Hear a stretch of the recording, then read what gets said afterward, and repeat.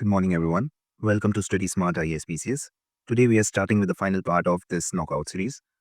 And in this part, we have also included few questions of economic survey and a few of periodic labor force survey report recently released. ठीक है, ये सब भी include किया है. So let's start with it. Before we begin, one more thing I would like to address.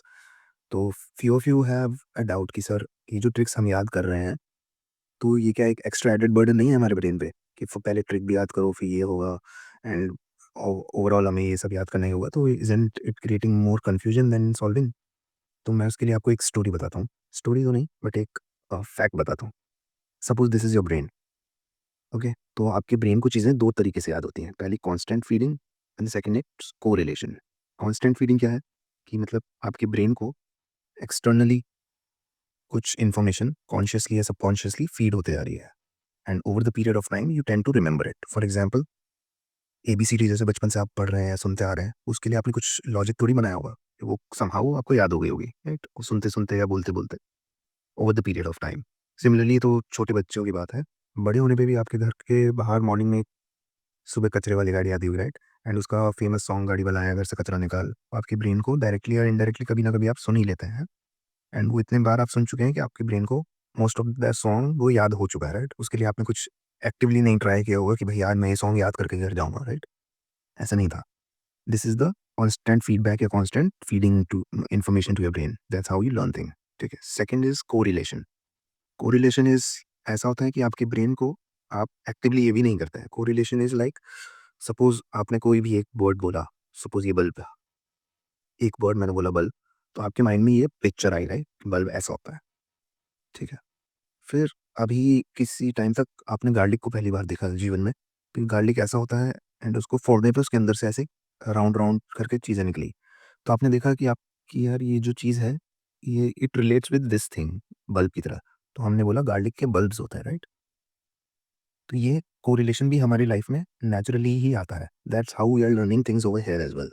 इसमें हम कोई एक्टिवली ये नहीं कर रहे हैं कि कोई निमोनिक याद कर रहे हैं या कोई अलग से ट्रिक याद कर रहे हैं। कोई भी एक वर्ड आ रहा है क्वेश्चन में, उसको हम रिलेट कर रहे हैं आंसर से इस वे में कि उस वर्ड को हम सुनते ही सीधे आंसर पे आए, राइट? फॉर एग्जाम्पल जो फर्स्ट क्वेश्चन था हमारे पार्ट फर्स्ट की सीरीज में एचडीआई में, human development index. Human development index में हमने क्या किया था कि बस जो वर्ड है कि ह्यूमन का डेवलप कैसे ह्यूमन बीइंग कैसे डेवलप होता है, स्टेजेस में ही होता है ना, बच्चा हुआ, बड़ा हुआ, फिर और मैच्योर हुआ, फिर लास्ट में सेनाइल स्टेज। ये बेसिकली इस वर्ड से हमको पता लग रहा है। इसके लिए हमने ये याद करने की अलग से तो जरूरत नहीं पड़ी एंड इसके थ्रू हमें याद हुआ था कि 1, 3 and 4 would be the rank, क्योंकि हमने सेकंड को काटा था। अगर आपने वो वीडियो देखा हो तो यू विल अंडरस्टैंड।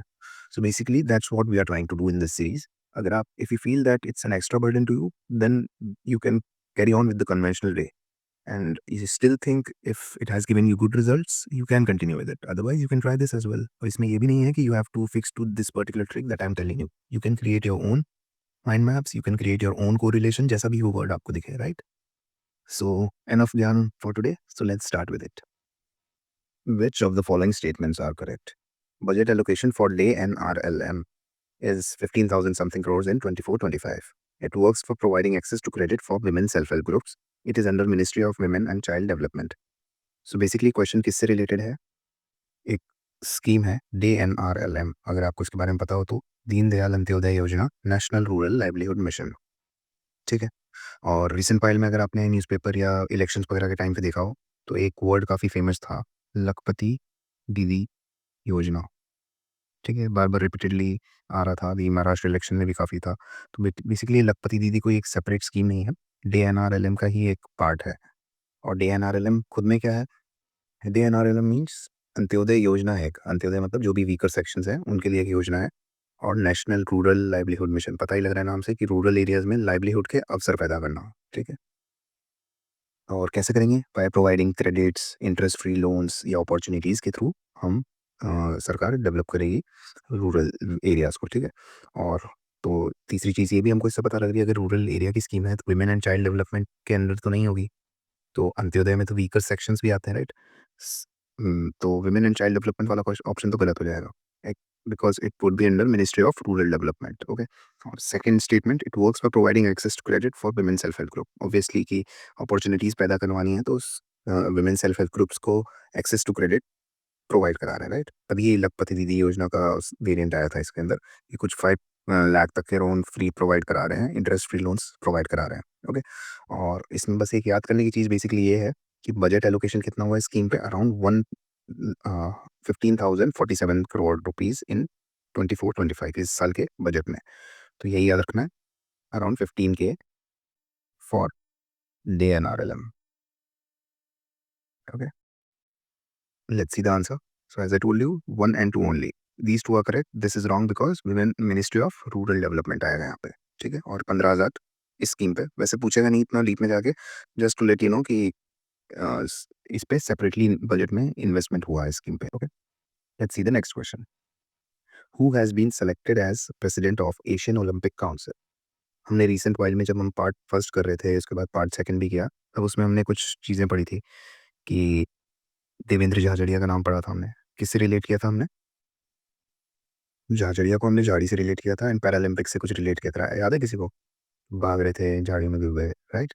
तो देवेंद्र झाझड़िया को बनाया गया था हमारे इंडियन ओलंपिक काउंसिल के प्रेसिडेंट का, राइट। जो इंडिया में है उसका पैरालंपिक काउंसिल, उसके हेड बनाए गए थे Devendra Jhajharia. Similarly Olympic council के हेड बनाया गया था किसको? पीटी उषा को। तो अब ये जो है एशियन ओलंपिक काउंसिल, यानी कि ये दोनों तो सिर्फ इंटरनेशनल लेवल पे हैं, ये थोड़े कॉन्टिनेंटल लेवल पे, राइट। कि एशिया में ओलंपिक काउंसिल के हेड बनाए गए हैं, राइट, प्रेसिडेंट बनाए गए। तो ये तो हो नहीं सकता क्योंकि पीटी उषा का हमको पता है, देवेंद्र झाझड़िया का भी हमको पता है पैरालंपिक है, और निर्मल और रणधीर में से आंसर है राजा रणधीर सिंह। अब याद करने का तरीका क्या है, क्योंकि ये लोग जो हैं हमने जो पहले देखे, ये सब तो इंडियन लेवल पे है, राइट। और PT Usha and Devendra Jhajharia, but he is on continental level, और कॉन्टिनेंटल लेवल पे ज़्यादा बड़ा नाम होना चाहिए किसका होता है? राजा महाराजा का होता था, राइट। तो इससे याद रखिएगा, Raja Randhir Singh is the answer. Okay, let's see. Paralympic हमको पता है, ओलंपिक पता है, ये इंडियन लेवल पे है, ये एशियन वाला कॉन्टिनेंटल लेवल पे है, तो इसलिए it should be some king, Raja Randhir Singh. Okay, let's see the next question. Which state assembly recently passed the Aparajita bill against sexual harassment. वैसे तो ये क्वेश्चन आपको ऑलरेडी आता ही होगा कि जब वेस्ट बंगाल में वो डॉक्टर का रेप वाला केस हुआ था, उसके बाद वेस्ट बंगाल गवर्नमेंट ने ये अपराजिता बिल पास किया था, राइट। नहीं याद रहता है, ये न्यूज़ नहीं देखी है, तो ये याद रखिएगा बेसिकली ये जो एरिया है हमारा वेस्ट बंगाल वाला, और इस ये वाला जो एरिया है ये है ईस्ट बंगाल, यानी कि पाकिस्तान जिसको पहले बोलते थे। तो ये इसको तो हराया हुआ है ये, because west Bengal is part of India, ये अपराजित है अभी तक।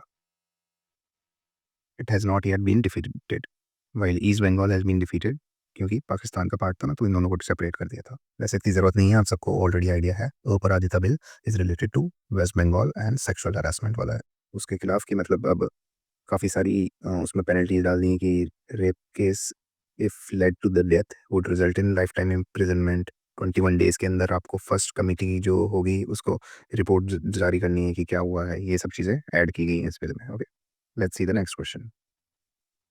विच of the following are correctly match? 51st chief justice of India Sanjiv Khanna है, cabinet secretary of India TV Somanathan है, कैग हमारे संजय मूर्ति हैं, एनसीबीसी में के हमारे चेयरमैन हैं Hansraj Gangaram Ahir. So let's see इनमें से सही कौन कौन सा है। पहला देखते हैं हमारे चीफ जस्टिस। तो अभी आपने देखा डॉक्टर डी वाई चंद्रचूड़ ने उनका टेन्योर खत्म हुआ और उनको रिप्लेस किया अब 51st सीजेआई जिनका नाम है संजीव खन्ना ने। कैसे याद रखना है? देखिए आप, सीजेआई में चीफ जस्टिस, चीफ जो वर्ड है it sounds quite familiar with chef. हाँ, चीफ शेफ, और शेफ हम लोग को सबसे पहले बचपन में भी देखते थे, इनफैक्ट अभी भी देखते हैं। सबसे फेमस शेफ शेफ हमको पता है ना, संजीव कोई आता है, संजीव कुमार आई गेस, ठीक है। और अगर वो नहीं पता तो विकास खन्ना भी देखा ही होगा आपने, संजीव कपूर, सॉरी, राइट ना। हाँ, संजीव कपूर और विकास खन्ना, इनमें से जो भी आपको याद रहे, ठीक है, वो अभी प्रेजेंट के हमारे चीफ जस्टिस ऑफ इंडिया है। कैबिनेट सेक्रेटरी हमारे सोमनाथन है। ये कैसे याद रखना है? ये कैबिनेट टीवी को हम किस में रखते हैं? कैबिनेट के अंदर रखते हैं ना, एक ऐसा सा होता है कैबिनेट, इसके अंदर टीवी रखी जाती है, राइट। सो कैबिनेट सेक्रेटरी हमारे टीवी सोमनाथन है। थर्ड इज हमारे कैग कौन है इस टाइम पे? कैग है हमारे संजय मूर्ति। तो हम बोलते हैं ना, CAG is the bulwark of Indian democracy, right. एक तरीके से न्याय की मूर्ति हो गए। इनके थ्रू जो भी अकाउंट्स रिलेटेड चीज़ें हैं वो हमारे उसका ऑडिट के लिए है, तो इस वजह से इनको बोला जाएगा कि न्याय की मूर्ति एक तरीके से। तो Sanjay Murthy can be related to CAG and the last one is NCBC. इनका कोई ट्रिक नहीं है, हंसराज गंगाराम अहिर काफ़ी बड़ा सा नाम है। National commission of backward classes. Last class में मैंने आपको पूछे थे कि कुछ कॉन्स्टिट्यूशनल अमेंडमेंट्स, तो आपको याद है कि एनसीबीसी का क्या था? 102nd। ठीक है, अगर नहीं याद है please revise that class. Let's see the answer. All of the above are correct. NCBC के हंसराज, कैट क्योंकि न्याय की मूर्ति हैं तो Sanjay Murthy. Cabinet secretary TV को हम रखते हैं कैबिनेट में। चीफ जस्टिस हमारे शेफ यानी कि chief is Sanjeev Kapoor. Let's see the next. This question is important. अभी जो हाल ही में हमारी इन्वायरमेंट से रिलेटेड कॉन्फ्रेंसेज हुई हैं उनमें सीबीडी हुई है, यूएनएफ ट्रिपल सी हुआ है और यूएनसीसीडी हुआ है। इनकी फुल फॉर्म्स होपफुली आपको याद होगा। ये बायोडाइवर्सिटी से रिलेटेड है, ये United nation framework for climate change, United nation conference for conservation of desserts, कुछ ऐसा ऐसे। ठीक है, सो बेसिकली सीबीडी है, बायोडाइवर्सिटी से रिलेटेड है। Just a second. बायोडाइवर्सिटी से रिलेटेड है तो इसका जो ऑप्शन होगा यानी कि जो जहाँ पे हुई है इसकी कॉन्फ्रेंस इस बार, उसका नाम है काली कोलंबिया। कैसे याद रखना है? कॉन्फ्रेंस ऑफ बायोडाइवर्सिटी है, राइट। तो बायोडाइवर्सिटी मतलब काफ़ी डाइवर्स तरीके के यहाँ पे स्पीशीज रहेंगे, राइट। कोई काला होगा, कोई पतला होगा, कोई लंबा होगा, कोई मोटा होगा। This is the diversity, right. तो देखिए काला है कोलंबिया का, लंबा है, राइट। इसमें वर्ड्स आ रहे हैं ना, काला है एंड लंबा है। So CBD is related to diversity. Next is UNF Triple C. UNF Triple C is United Nations Framework for Climate Change Convention. Okay, so basically अगर आपने इसकी कॉन्फ्रेंसेस देखी हों, इनके बारे में अगर कभी पढ़ा हो, तो हमेशा इनमें कुछ ना कुछ एक चीज़ पेंडिंग रह जाती है। फॉर एग्जांपल कभी 100 बिलियन डॉलर्स का वो एक फंड जमा करना था, उसके बारे में कुछ कॉन्क्रीट नहीं बन पा रहा है।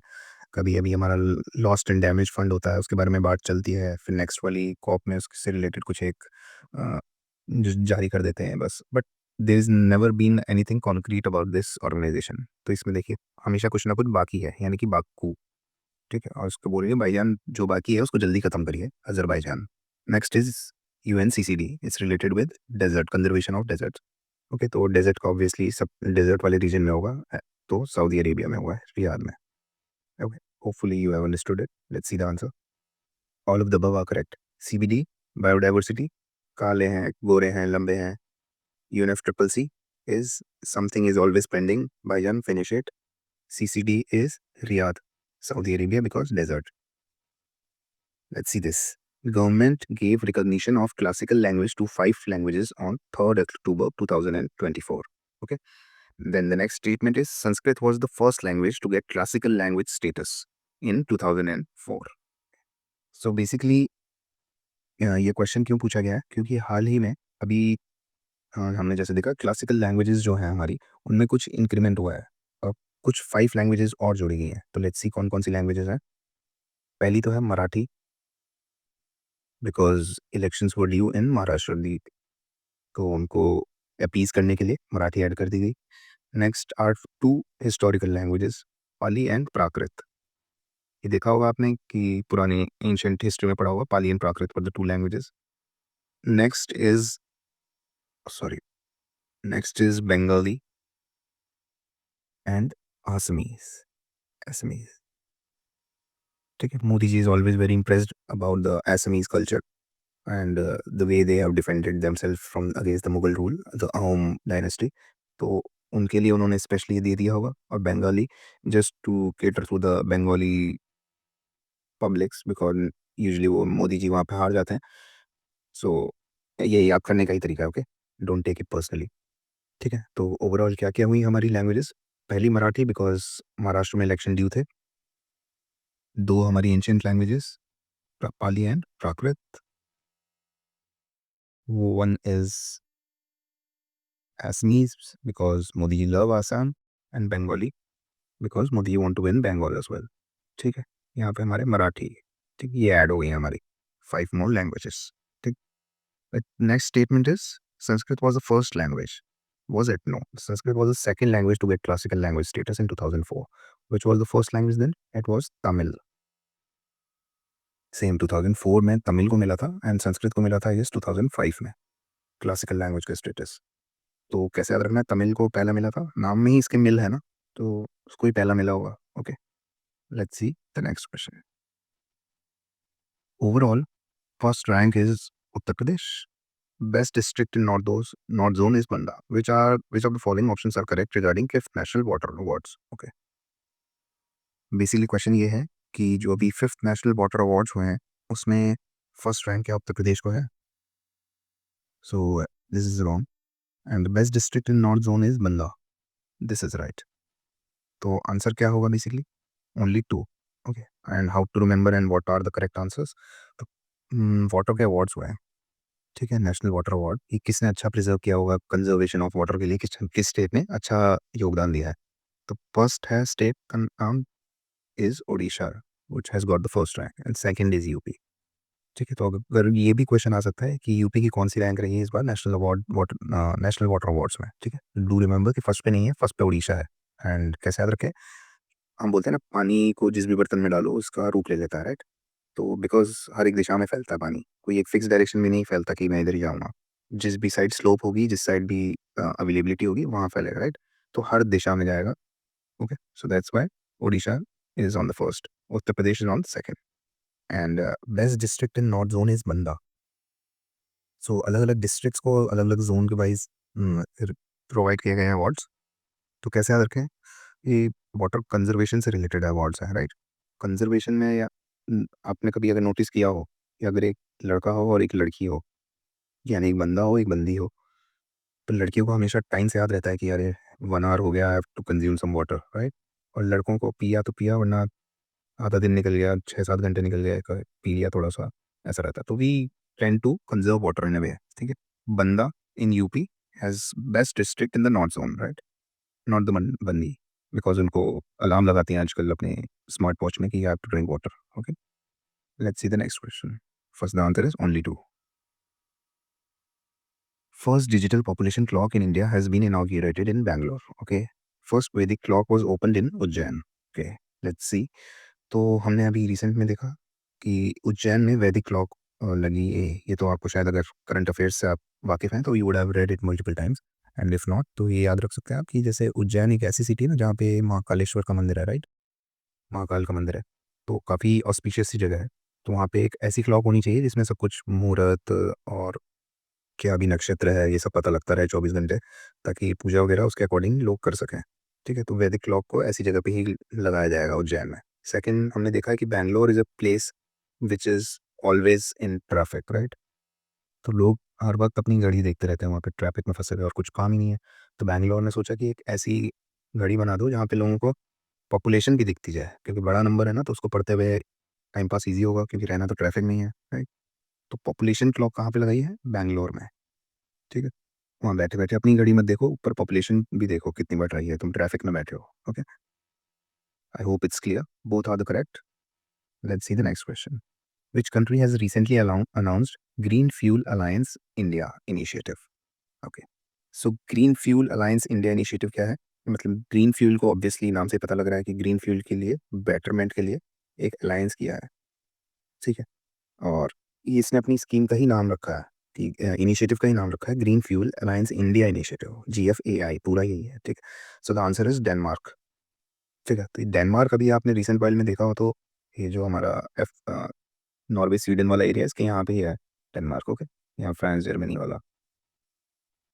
ठीक है, तो ये आपने देखा हो तो ये जो डेनमार्क है रिसेंट वाइल में काफ़ी ज़्यादा इन्वेस्टमेंट और कुछ ना कुछ इंडिया से टाई अप वगैरह कर ही रहा है.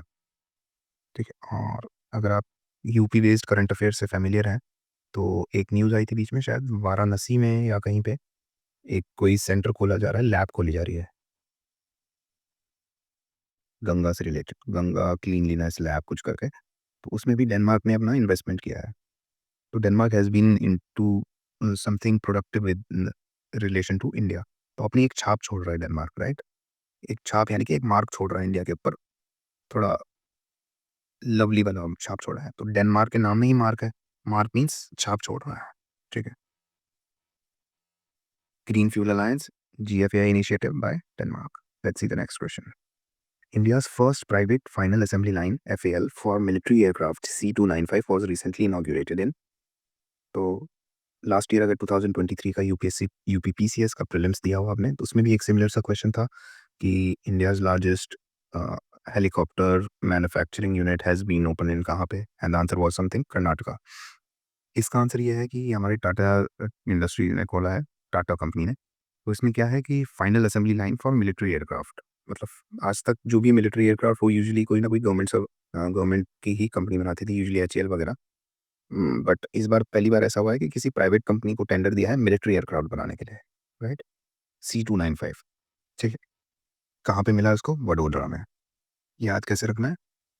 तो हमको पता है कि एलपीजी एरा जो था 1992 वाला, 1991 वाला, उससे पहले जो फेज़ था, वो एकदम लाइसेंस राज के लिए फेमस था, राइट?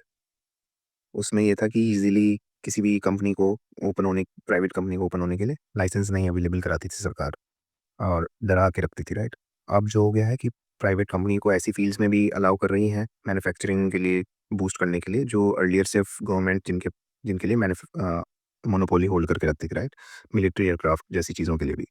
तो नाम से ही लग रहा है डरा, कि बरोड़ा बोलते हैं ना, बरोड़ा कि वडोदरा, मतलब ब्रो हमारा डरा नहीं है इस बार। क्यों? बिकॉज़ अब की जो गवर्नमेंट्स हैं वो प्राइवेट कंपनीज़ को भी फ़ेवर कर रही हैं to grow and match equally with the government companies. Okay? So I hope कुछ ना कुछ लिंक बन गया है, कि मतलब बना लेना अगर नहीं बन समझ आ रहा है तो। डरा का something link with pre LPG era, okay? अब ब्रो नहीं डरेगा। Okay? Let's see the next. Which of the following pair is correctly matched? OpenAI, ChatGPT, Azure is to Meta, Llama is to Microsoft and Gemini is to Alphabet. OpenAI का ChatGPT तो बच्चे बच्चे को पता है अब, right? And Gemini is for Alphabet. Alphabet क्या है? It's a parent company of Google. Okay? तो अगर आपने अभी रिसेंट वाइल में फ़ोन अपडेट किया हो तो ऑटोमेटिकली एक ऐप आ गई होगी आपके फ़ोन में, Gemini नाम की, अगर आपके पास एंड्रॉयड फ़ोन है तो। अदरवाइज आपके क्रोम ब्राउज़र में ऑलरेडी गूगल Gemini के थ्रू ही आपको सर्च रिजल्ट्स दिखा रहा होगा, right? And Azure is for Meta. Is for Microsoft, not for Meta. And Llama is for Meta. Meta is यही Facebook, Insta वगैरह जितने हैं, ये सब हमारे Meta कंपनी के प्रोडक्ट्स हैं, राइट? तो कैसे याद रखें? Azure का बोलते हैं ना, बचपन में जब हमारे कंप्यूटर्स वगैरह में माइक्रोसॉफ्ट विंडोज़ होती थी, तो वी वर एश्योर कि हाँ, we can work on it. कई बार ऐसा होता ना, जब स्क्रीन पे कुछ नहीं होता था तो हम डर जाते, राइट? एंड या फिर कोई कुछ-कुछ ऐसे भी लोग थे जो अपने उबंटू वगैरह यूज़ करते थे, but we were very afraid to use that, right? हमको थोड़ा ग्राफिकल यूज़र इंटरफेस वाला चाहिए होता था, तो we were assure with only Microsoft. हाँ, अभी तक भी ऐसा हाल है कि अगर हमारे कंप्यूटर्स में माइक्रोसॉफ्ट विंडोज़ नहीं होता तो we feel a little discomfort, ठीक है? एंड लामा को आपको याद रखना है मेटा से, ठीक? इसको याद रख लीजिएगा, Llama is to Meta, Azure का माइक्रोसॉफ्ट हो गया, Gemini is for Alphabet and open AI is for ChatGPT. So the answer is A and D, ये दोनों ऑपोजिटली कनेक्टेड है। Okay, let's see the next one.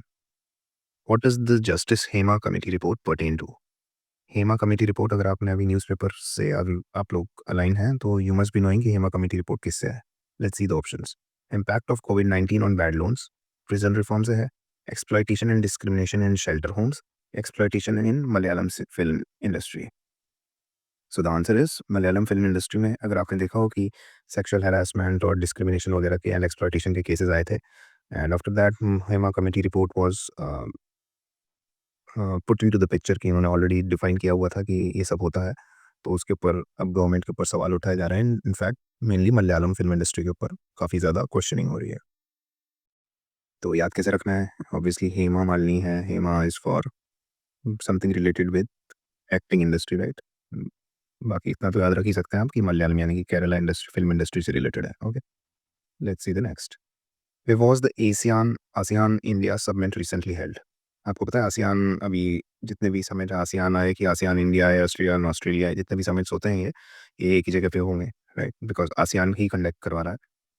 तो जितने भी हुए थे सारे वियंटियन लाओ पीडीआर में। बेसिकली कंट्री है लाओस थी, उसका नाम लाओ पीडीआर हो गया। तो लाओस इज द नेशन, तो यहाँ पे हुआ था। कैसे याद रखना है? तो अगर आपने कभी भी देखा हो कि आसियान ने हमेशा चाहा है कि उसके जितने पार्टनरिंग नेशन हैं, स्पेसिफिकली इंडिया, उसके साथ आ जाए पार्टनरशिप में। जैसे आपने देखा था आरसीईपी वगैरह हुआ था, उसमें भी इंडिया को एकदम रीजनल कॉम्प्रिहेंसिव इकोनॉमिक पार्टनरशिप, उसमें इंडिया को चाह रहे थे कि आ जाए, वन ऑफ द पार्टनर बन जाए। बट इंडिया ने चेक किया कि हमारा ऑलरेडी इनके साथ बहुत ट्रेड डेफिसिट होता है, तो let's not have a concrete deal with them. तो ये क्यों बता रहा हूँ मैं? बिकॉज़ आसियान वाले हमेशा इंडिया को बुला रहे हैं कि लाओ, ज़रा इंडिया को लाओ, उनके साथ पार्टनरशिप करें और हम ट्रेड सरप्लस में जाएँ, ठीक है? तो Laos is the answer for ASEAN से रिलेटेड क्वेश्चन आए तो। कहाँ पे हुआ? आसियान का समिट। Okay. What does VSHORADS recently in the news stand for? High altitude drone system, man portable air defence system, low altitude radar system, surveillance drone system. So the answer is MANPAD. MANPADs. It has been in news since the Russia-Ukraine war started. उसमें क्या हुआ था कि Ukraine ने एक Russian aircraft को hand held इससे air defence system से उसके हेलीकॉप्टर को उड़ा दिया था, या उसके कुछ शायद आई गेस कोई फाइटर जेट को उड़ा दिया था, कुछ भी था. तो बेसिकली इसका क्या काम है? It is a hand held device, यानी कि man portable, man can carry it. Air defence system है, इसके अंदर एक मिसाइल फिट होती है and it can shoot the target. ठीक है. एंड इसकी फुल फॉर्म भी यही है, very short range air defence system. Very short range air defence system. Okay. So I hope you understand it. And portable air defense system, ADS. India's first melanistic tiger safari is located in Odisha. Okay. India's largest leopard safari is in Bangalore. Okay. Let's see the answer. Both are correct. And melanistic tiger आपको अगर आपको पता है तो black colour के tiger होता है, right? Basically genetic mutation की वजह से and increase in melanin in their fur, उसकी वजह से ब्लैक हो जाता है, राइट? एंड कहाँ पे है? ओडिशा में. कहाँ? Similipal tiger reserve. ठीक है. और India's largest leopard safari is in Bangalore. ये कहाँ पे है? बैनरघट्टा. ठीक है. याद कैसे रखना है? बैंगलोर में कुछ बड़ा सा हो रहा है अपार्ट फ्रॉम आईटी, उन्होंने एकदम बैनर वैनर लगा दी हर जगह. या एक तो हमारे पास पॉपुलेशन वाली क्लॉक है हमारे बैंगलोर में, एक हमारे बैनरघट्टा में क्या है, लेपर्ड वाली सफारी खोल दी है, देश की सबसे बड़ी. बैनर लगा दिया, इसमें फोटो बना दिए. ठीक है. और मेलेनिस्टिक टाइगर, ये तो होपफुली आपने बहुत बार पढ़ा होगा इनफैक्ट न्यूज़ में, बट अगर नहीं पढ़ा है तो याद रख लेना. कुछ ये जैसे सिमलीपाल में पाल वर्ड था ना, राइट? वैसे ही इसमें मेलेनिस्टिक में मिलन वर्ड है. तो अब मेलेनिस्टिक टाइगर बेचारे ब्लैक से हैं, सो यूजुअली इनको कोई लेता नहीं था, बट सिमलीपाल ने उनको भी पाल लिया. ओके. उनका मिलन हो गया राष्ट्र फैमिली से. Okay. Let's see the next question. Match the following Khelo India events for 2024 with their location. So, Khelo India Youth Games are related to Tamil Nadu. Khelo India Winter Games are related to Ladakh. Khelo India University Games 24 are associated with Assam. And 38th National Games 2025 is related to Uttarakhand. So, सबसे important में ये है 38th national game, जो कि अभी जनवरी में होने वाले 2025 में. It will be held in UK, Uttarakhand. और 37th कहाँ हुए थे? आपकी हमारी सबकी फेवरेट गोवा में. ठीक है. तो ये वाला तो आपको अच्छे से याद होना चाहिए कि 25 में यूके में होने वाले हैं एंड 24 में भी गोवा में हुए थे. तो बेसिकली कैसे याद रखना है? पूरी नेशन जो है हमारा, उसके दो ही सपने हैं. सबसे पहले तो घूमने के दो ही फेवरेट लोकेशन है. सबसे पहले तो गोवा जाना है करते हैं, और जो लोग गोवा नहीं जाना चाहते उनको ये पहाड़ों पे चलते हैं. पहाड़ मतलब उत्तराखंड वगैरह. ठीक है. ये हमारी नेशन बोल रहा हूँ इसलिए क्योंकि नेशनल गेम्स है. ओके. इसके बाद हम देखते हैं खेलो इंडिया यूथ गेम्स तमिलनाडु में. ठीक है. उसके बाद खेलो इंडिया विंटर गेम्स वर इन लद्दाख. तो फर्स्ट फेज था शायद जम्मू कश्मीर में, एंड सेकंड फेज था आई गेस लद्दाख में. Okay. Basically Jammu Kashmir and Ladakh में खेलो इंडिया विंटर गेम्स हुए थे 2024 के. ऑब्वियसली विंटर गेम्स हैं तो कोई ठंडी जगह पे होंगे, and what better than the cold desert of India. Okay. And Khelo India university games हुए थे आसाम में. तो बेसिकली दो तो हमें अच्छे से याद हो गए विदाउट एनी ट्रिक फर्दर. मतलब इसमें एक याद रखना है हमको, nation is Goa, Goa and UK. ये दो हमारी फेवरेट डेस्टिनेशन है. विंटर गेम्स ठंडी जगह पे होंगे, कोल्ड डेजर्ट में हो गया. यूथ का याद रखना है आपको तमिलनाडु, एंड यूनिवर्सिटी का याद रखना है आसाम. ओके. कैसे याद रखना है कि यूनिवर्सिटी गेम्स, यानी कि यूनिवर्सिटी में हम लोग का जो कॉलेज टाइम या यूनिवर्सिटी टाइम होता है वो सबको अपना बहुत अच्छा लगता है. It's awesome. ठीक है. तो आसाम से ऑसम. एंड यूथ गेम का, यूथ के वर्ड में लास्ट में आना TH, तो Tamil Nadu. Okay. Let's see the answer. All of them are correct. And revise the tricks once again. National games Uttarakhand. Okay. National games हमने देखा कि नेशन की दो फेवरेट डेस्टिनेशन अभी वाली गोवा है, आने वाले टाइम में यूके यानी कि Uttarakhand. Khelo India university games, university का time is awesome. Winter game is in winter वाली place. Youth is equal to Tamil Nadu. Next is what does Justice Hema? We have already done that. Now, from now on, 18 to around 25 और 24 probably. Most of the questions जो होंगे वो economic survey से related होंगे, तो थोड़ा tough होगा I know, but please don't lose the hope. इससे श्योरली एक ना एक क्वेश्चन तो आएगा, इनफैक्ट एक से ज़्यादा भी आ सकते हैं। That's why I have added them to this series. तो please be patient and we will try कि मैक्सिमम चीज़ें यहीं याद हो जाएँ, ठीक है? So let's start it one by one from 18 to 25, okay? The first statement is the projected GDP growth rate for fiscal year 2024 is 25 is 6.5 to 7%. The GDP growth rate for financial year 24 is 7%. Agri growth rate 4.4, industrial की growth rate 2.6. Let's see इनमें से कौन सा सही है according to economic survey. तो basically ये जो बेसिक क्वेश्चंस हैं जिसमें आपका GDP growth rate, fiscal deficit, inflation rate और आपके एग्री और ये सेक्टोरल कंट्रीब्यूशन या सेक्टोरल ग्रोथ रेट कितनी है, ये आपकी एक टेबल याद रखनी चाहिए आपको हमेशा के लिए नहीं, जस्ट इस साल के लिए, क्योंकि नेक्स्ट ईयर इकोनॉमिक्स सर्वे आ जाएगा। बट अभी जब तक एग्जाम है, प्लीज़ इस टेबल को आप मल्टीपल टाइम रिवाइज करिएगा, तभी जाके याद होगा। फाइनेंशियल ईयर 25 है, फाइनेंशियल ईयर 24 है। 24 मतलब जो आपका बीत चुका है 2023 टू 24, और 25 जो आपका चल रहा है, यानी कि 2024 टिल 2025 मार्च, ओके? सबसे पहले जीडीपी देखनी है, तो जीडीपी कितनी रही पिछले साल? पिछले साल नहीं, मतलब पिछले फाइनेंशियल ईयर में 8.2% जीडीपी ग्रोथ रेट रही। आने वाले में क्या बोला है? 6.5 से 7% रहेगी, ठीक है? सिमिलरली आपका फिस्कल डेफिसिट, हमने फिस्कल डेफिसिट आने वाले टाइम का ट्रेड देखी थी कि चरणों में फिसल गए, राइट? और फिसलने वाली चीज़ ऐसी होती है फिस्कल डेफिसिट की, हम अपने टारगेट से फिसल गए, we have to borrow extra money, right? तो फिस्कल डेफिसिट 5.4, इसको भी ऐसा ही कुछ बना लीजिए चरण से रिलेटेड कि पाँव छूना, राइट? पाँव छूना और चरणों में गिरना, ये सब क्यों कर रहे हैं हम? क्योंकि हम अपने टारगेट से फिसल गए।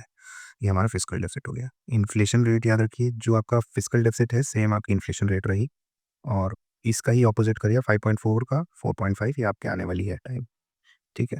अब आपकी जो 3 सेक्टर हैं, एग्री, इंडस्ट्री और सर्विस, इनके इनकी क्या ग्रोथ रेट रही?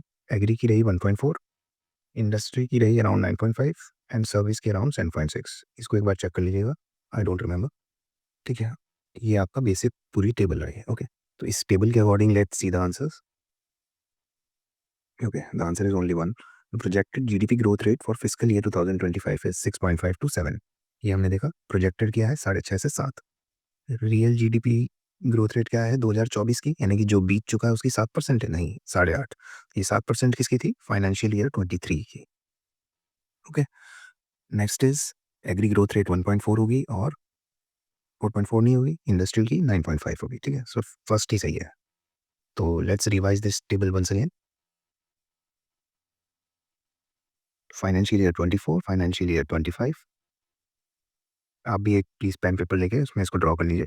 जीडीपी कितना? 8.2, 6.5 से 7। फिस्कल डेफिसिट, पाँव छूना, चरणों में गिरना। Inflation same, opposite, and then after we have agri, industry and service के sectoral contribution 1 point sorry sectoral growth rate कितनी रही? 1.4% की ग्रोथ दिखाई इसने सिर्फ, इसने अच्छी दिखाई 9.5% की, और इसने दिखाई इसको अराउंड 7.6% की। बट अगर इनका इंडिविजुअल कंट्रीब्यूशन देखें कि किसका कितना है, सेक्टोरल शेयर कितना है टोटल जीडीपी में, तो इसका है अराउंड 17%, इसका 27 एंड इसका 54%। कैसे याद रखना है? 17 में 10 ऐड करेंगे तो 27, 27 का डबल करेंगे तो 54, राइट? ये आगे जाके और भी देखेंगे ऐसा क्वेश्चन हम। Let's move further. यही जैसा मैंने बताया था, what is the share of agriculture, industry and service sector in the overall GVA at current prices for financial year 24? तो हमने देखा 27, 54, 27 का डबल, 17 प्लस 10, बस इतना से याद रखना है आपको, 17, ठीक है? बाकी इसका सब एग्जैक्ट फिगर्स नहीं भी याद रखेंगे तो भी you can come to the answer, okay? Let's see the next question. According to economic survey, inflation rate for financial year 24 is 4.5. Inflation rate projection for 525 is 5.4। ये तो हमने अभी टेबल जब बनाई थी तो उसमें देखा था कि जो इन्फ्लेशन रेट है वो हमने ऊपर वाले से कॉपी किया था, यानी कि 5.4 जो हमारा फिस्कल डेफिसिट था, तो 5.4 इसका होना चाहिए आंसर एंड 4.5 इसका, right? None of them are correct. I hope you got this point. अगर नहीं आया तो एक बार तुरंत वापस टेबल बनाइए या फिर इसको देखिए कि हमने कितना रखा था अपनी टेबल में, 5.4 और 4.5 होता था। और वैसे भी इन्फ्लेशन आने वाले टाइम में कम दिखाएंगे, उससे ज़्यादा थोड़ी दिखाएंगे कि महंगाई बढ़ेगी, राइट? तो प्रोजेक्शन कभी करंट वाले से ज़्यादा नहीं होगा। Let's see the next question. As per economic survey, what is the current account deficit as a percentage of GDP? ठीक है, so the answer should be 0.7% of GDP. तो करंट अकाउंट डेफिसिट बेसिकली आपके imports are greater than your exports, but फिर भी 0.7 has been tremendously reduced because 2023 तक हमारा current account deficit 2% था। तो अब इसको 0.7 तक ला दिया है, इट्स कमेंडेबल, और इसको ऐसे ही याद रख लीजिएगा, या फिर कोई ट्रिक अगर आपसे बने तो do comment in the comment box. Okay, let's see the next one. तो आंसर इज 0.7 कैट। According to the IMF, what are the inflation rates for India for financial year 24 and 25? Inflation rate हमने जो अभी देखे थे पहले वाले RBI वाले 5.4 और इसका ऑपोजिट 4.5, ठीक है, ये आरबीआई से रिलेटेड थे। तो वैसे ही आईएमएफ ने भी कुछ बोला है कि यहाँ तक हो गया हमारा 5.4 टू 4.5, अब इससे चले 4.6 से 4.2, ठीक है, 4.6 4.2, ठीक है। इसको वैसे इतना याद रखने की वो नहीं है आपको निमोनिक के थ्रू या किसी ट्रिक के थ्रू, ये ऐसे ही याद रहेगा कि सिमिलर साउंडिंग वर्ड है, 4.6 4.2, राइट, याद रह जाएगा। Okay, let's see the next one.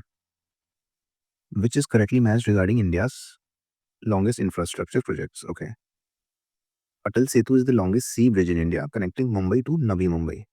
Okay, Atal Tunnel is the longest tunnel in India connecting Manali to Lahore Spiti.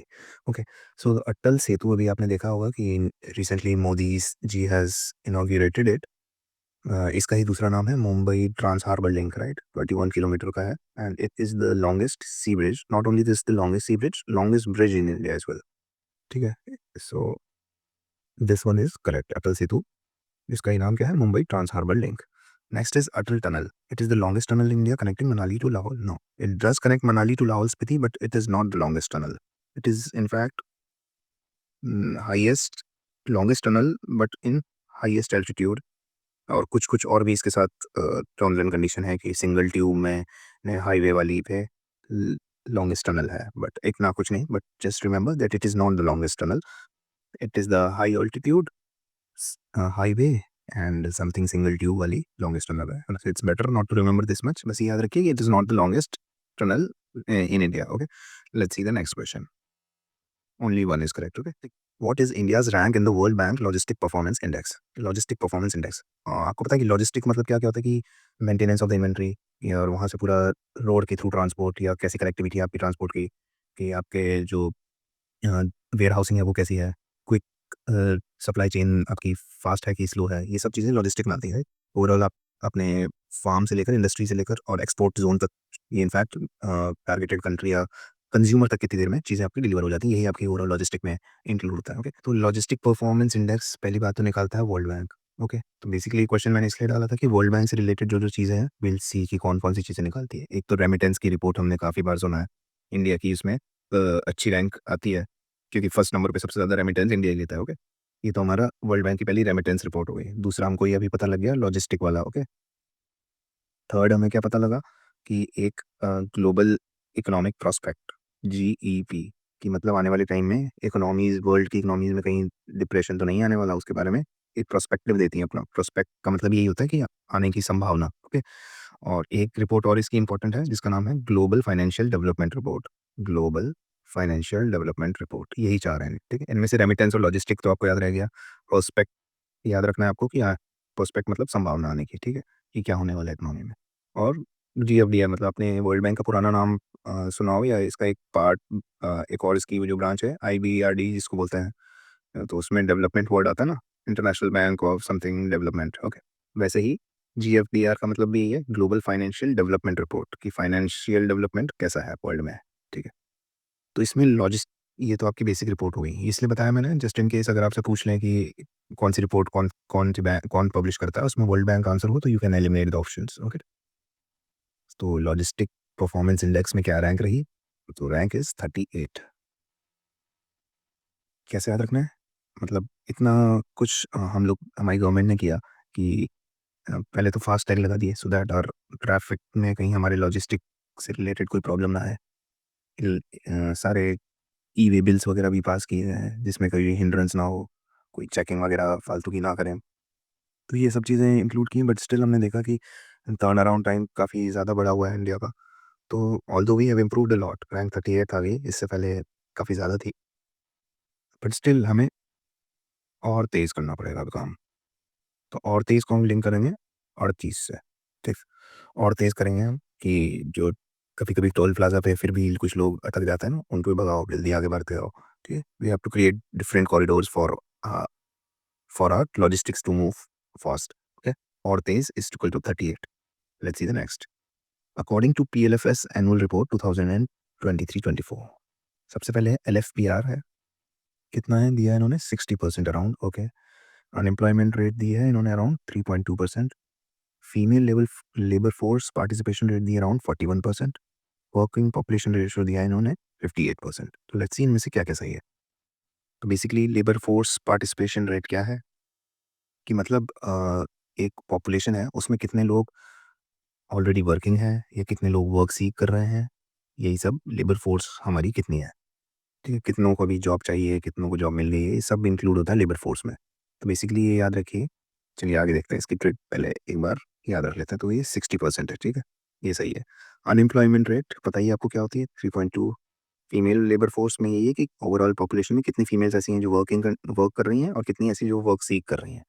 और वर्कर पॉपुलेशन रेशियो ये है टोटल नंबर ऑफ एम्प्लॉयड लोग जो actual में वर्कर हैं। आप जो एम्प्लॉयड हैं वो तो वर्कर बोल रहे हैं, और जो अनएम्प्लॉयड भी हो सकते हैं, एम्प्लॉयड भी हो सकते हैं, उन सबको लेबर में काउंट किया गया है, ठीक है? तो all of them are correct in fact. तो इसको याद करने का क्या तरीका है, किसका कितना है?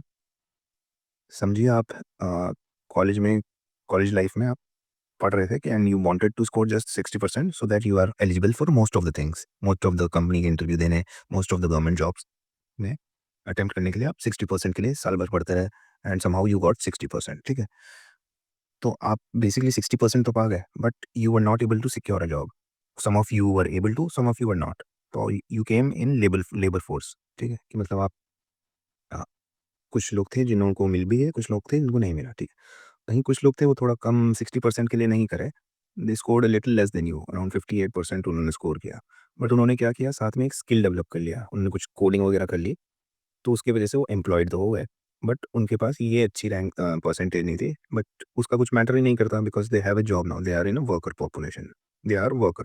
तो वर्कर के परसेंटेज कितना बताया पीएलएफएस में 58, बट लेबर फोर्स का परसेंटेज बताया अराउंड 60%, ठीक? और बीच में कहीं आ गई लड़कियाँ 40% पे, अराउंड 41% पे। उन्होंने बोला कि हम तो ना पढ़ेंगे, ना कोई स्किल सीखेंगे, हम 40% लाएँगे बिकॉज़ वी आर पापा की परी, ठीक है? तो female labour force participation rate 41 हो गया। वर्कर पॉपुलेशन वर्कर वर्क कर रहे हैं बट परसेंटेज अच्छी नहीं है। लेबर फोर्स है, परसेंटेज अच्छी है बट मे और may not be working. Unemployment rate है 3.2%, यानी 3.2% है, इसको ऐसे याद रख लीजिएगा, ठीक है? तो ये आपके ओवरऑल हो गया, एंड एक क्वेश्चन हमारा रिपीट हो गया था, उसको एक बार वापस उसकी जगह दूसरा क्वेश्चन मैं बनाता हूँ। So basically this was the repeated question, and instead of this I have put on a new question. Just try to attempt it. It's that right to disconnect law has been passed by which of the following nations? Your options are UK, US, Australia, New Zealand. Usually ऐसे questions को देख के हम mark कर देते हैं UK would be the answer, but it would be wrong. This time the answer is Australia. And let's see what is right to disconnect. For example 9 to 5, 9 AM to 5 PM आपकी job है। After that in India क्या होता है कि उसके बाद भी जो कंपनीज होती हैं वो आपको बोल सकती हैं कि थोड़ा ये देखना है, पावर पॉइंट प्रेजेंटेशन बनाना, एक लेक्चर रिकॉर्ड कर देना, ये सब हो जाता है इंडिया में। बट ऑस्ट्रेलिया में क्या किया गया है, उन्होंने बोला है कि 9 जो आपका ऑफिशियल आवर्स हैं उसके बियॉन्ड आपके पास राइट है, you can get disconnected with the company. And अगर उन्होंने कुछ बोले या कुछ आपको एक्स्ट्रा बर्डन है, एक्स्ट्रा वर्क दें, तो you have right to ignore them, okay, because it's your personal me time. This has been pass by Australia. याद करने का कैसा तरीका है कि जैसे इंडिया है, यहाँ पे साउथ ईस्ट कंट्री है, यहाँ आपका ये इंडोनेशिया वगैरह है, तो यहाँ कहीं डिस्कनेक्टेड सा खुद ऑस्ट्रेलिया पड़ा है, इधर न्यूजीलैंड है। तो ऑस्ट्रेलिया खुद ही एकदम डिस्कनेक्टेड है वर्ल्ड से, तो उन्होंने लॉ भी ऐसे ही पास किया है, right to disconnect law. So this marks the end of our journey for this knockout series, and we have finished all 4 parts with 100 questions. And in case if you have any further doubts, you are more than welcome to share it with your feedbacks, and you can contact our inquiry team, or either you can comment down in our comment section below. Okay. So all the best for your exams. See you later.